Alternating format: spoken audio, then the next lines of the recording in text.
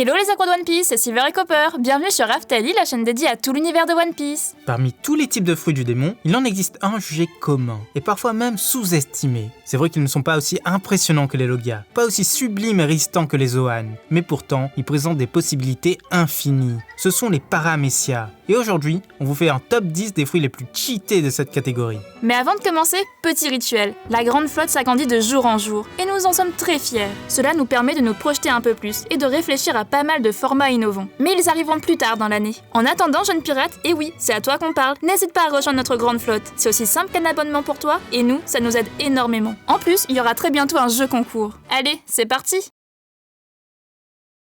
Numéro 10, le plus défensif.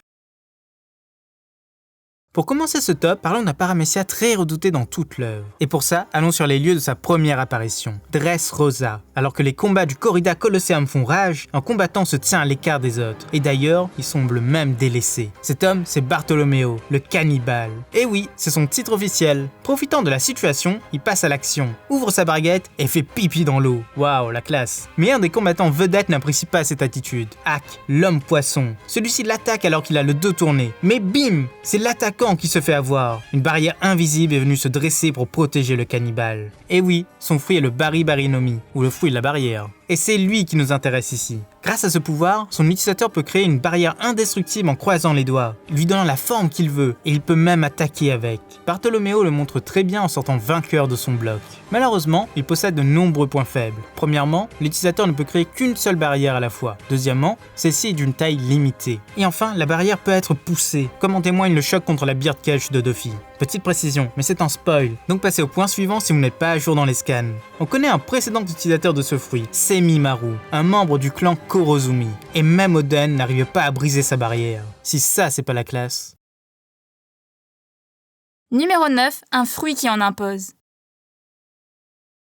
Pour le numéro 9 de ce top, restons sur cette fameuse île. Son utilisateur y fait son apparition, mais dans un tout autre contexte. Suite à la fausse démission de Doflamingo du corps des Shichibukai, la marine sont envoyés sur les lieux. Et parmi eux, se trouve un haut gradé, l'amiral Fujitora. À première vue, il ne paye pas de mine, et pourtant, il est surpuissant. Son acquis de l'observation est surdéveloppé, ses sens sont aiguisés, et surtout, il possède un fruit du démon d'une puissance dévastatrice. Le Zushi-Zushi-no-Mi, ou fruit de la gravité, ce qui lui permet de faire varier celle-ci tout autour de lui, et ce, sur un très large périmètre. Il a poussé tellement loin son utilisation qu'il est capable de faire flotter des objets, s'en servir comme mode de déplacement et pire, de décrocher des météorites. Ce pouvoir est quasi ultime, mais il semblerait que si l'utilisateur est distrait, les effets s'annulent, mais ce n'est pas encore confirmé. Numéro 8, celui qui peut détruire le monde. Ce fruit aurait pu mériter d'être bien plus haut de ce classement. En tout cas, ce sera l'avis de nombre d'entre vous. Mais on ne se base pas que sur la puissance brute, mais bien sûr sur l'ensemble de ses caractéristiques, les petits plus qui les rendent géniales. Donc, celui à qui nous avons attribué la 8e place n'est autre que le Gura-Gura-no-Mi, le fruit du tremblement. Son précédent utilisateur n'était autre que Barbe Blanche, l'homme le plus fort du monde. De son vivant, grâce à son pouvoir, il pouvait manipuler des vagues sismiques et produire des tremblements de terre et des tsunamis. Garp en avait peur, et selon Sengoku, ce fruit est le plus puissant des Paramecia. Mais surtout, son pouvoir est capable de détruire le monde entier. Vu ce qu'il a fait à Marineford alors qu'il était très vieux, on ne doute pas un seul instant que poussé à l'extrême, il en serait vraiment capable. Malheureusement, très peu de temps après sa mort, ce pouvoir a été dérobé par Barbe Noire. Et que va-t-il en faire? Telle est la question. Numéro 7, celui qui vous prend par les sentiments. Alors là, on commence avec les fruits qui ont tous une particularité plus que spéciale. Ils peuvent même être qualifiés de magiques selon nous. Et le premier qu'on évoquera est le Mero-Mero-no-Mi, qui mérite largement sa 7e place. Ce fruit appartient à la princesse Kuja Boa Hancock, qui l'a reçu alors qu'elle était une esclave des dragons célestes. Celui-ci lui permet de transformer en pierre toutes les personnes ressentant de l'amour envers elle, toute forme d'amour. Et là où le fruit est génial, c'est qu'il rend l'utilisatrice attirante, en plus de sa beauté naturelle. D'ailleurs, il marche aussi sur tout type d'êtres vivants et inanimés. Elle l'utilise sur un pacifista quand même, mais aussi pour détruire des objets. Les personnes touchées sont pétrifiées sur place, mais peuvent être ramenées à la normale par ce même pouvoir. Pourtant, ils ne se souviennent pas de ce moment, aussi long qu'il soit. Actuellement, on ne connaît que 2 personnes ayant échappé à ces effets. Luffy, l'insensible, et le vice-amiral Momonga. Mais lui a fait un choix bien plus drastique. Il s'est mutilé la main pour ne pas y penser. Remplacer un sentiment par un autre semble marcher. Mais ce qui est sûr, c'est qu'il a un autre point faible, car les dragons célestes s'amusaient avec elle et son fruit à Marie-Joie. Il savait donc contrer ses effets. Numéro 6, un autre monde.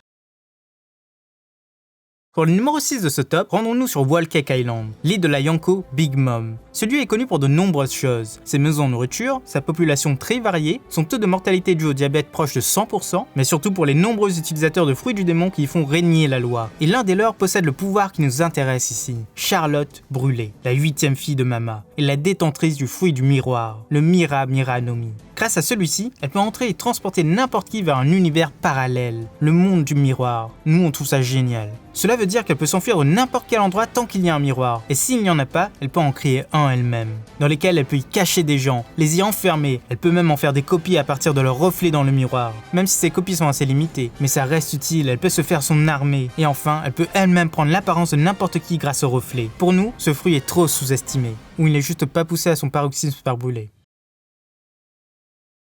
Numéro 5, une histoire de bibliothèque. Restons dans le même ordre d'idées et surtout dans le même lieu pour ce numéro 5.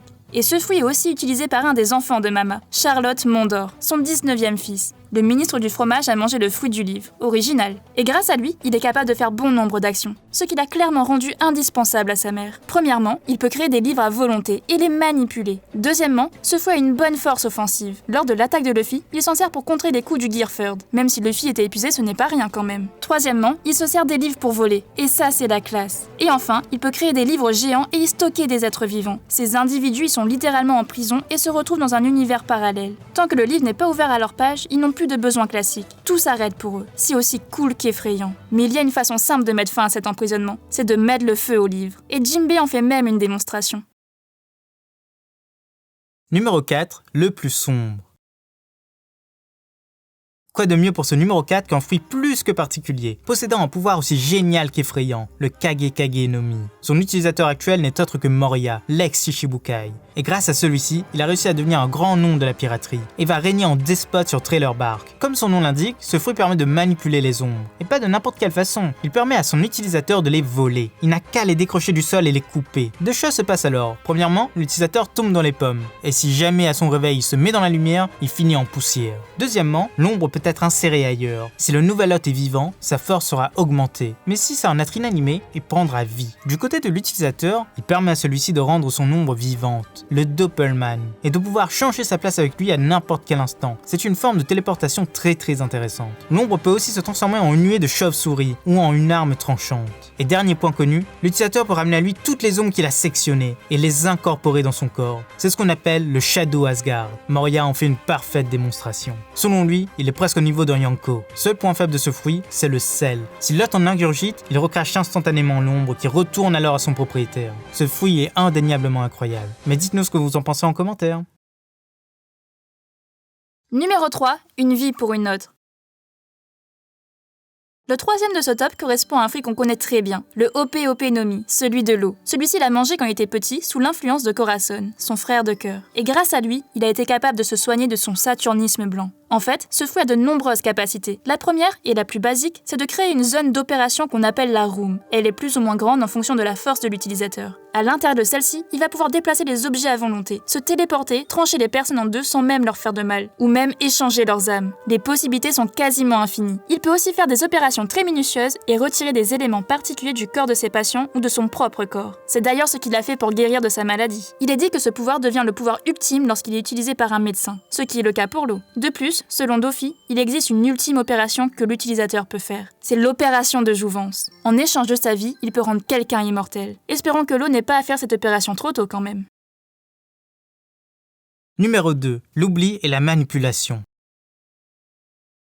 Pour ce fruit, retournons à Dressrosa, le pays de la passion, de la joie et du vivre ensemble. Enfin, en apparence. Car sous ces airs de bonheur, un mal ronge le pays. Dofi, le maître des lieux, n'hésite pas à museler les opposants. Et pour ça, il utilise un pouvoir spécial, celui d'un de ses plus puissants alliés, la petite Sugar. Son fruit, c'est le Obi Obi no Mi. Et si vous voulez notre avis, c'est celui qu'on trouve le plus effrayant de toute l'œuvre. Son pouvoir est très simple. Il suffit que l'utilisatrice touche une personne de la paume de sa main pour qu'elle se transforme en jouet. Mais si c'était que ça aurait été si simple. Car en plus, toute trace de cette personne disparaît de la mémoire de tous ceux qui l'ont connue, et elle est effacée de la surface de la Terre. Et enfin, le jouet est obligé de passer en contrat avec l'utilisatrice. Il doit faire tout ce qu'elle veut, sans pouvoir lutter. Tel est le pouvoir de Sugar. Il n'y a qu'une seule façon de contrer ces effets. Il faut que l'utilisatrice perde connaissance. Petit plus, après avoir mangé ce fruit, la personne n'a plus besoin de dormir. Et surtout, elle ne grandit plus. On ne pense pas qu'elle devient immortelle par contre, ce serait un peu trop poussé. Numéro 1, la peur et la vie. Pour ce numéro 1 des fruits un peu trop cheatés, il n'y avait qu'un seul qui venait à notre esprit. Mais si vous en pensez à un autre, dites-le nous en commentaire. Mais pour le découvrir, dirigeons-nous une nouvelle fois vers Whole Cake Island, décidément. Mais cette fois-ci, intéressons-nous aux fruits de la maîtresse des lieux, Big Mom.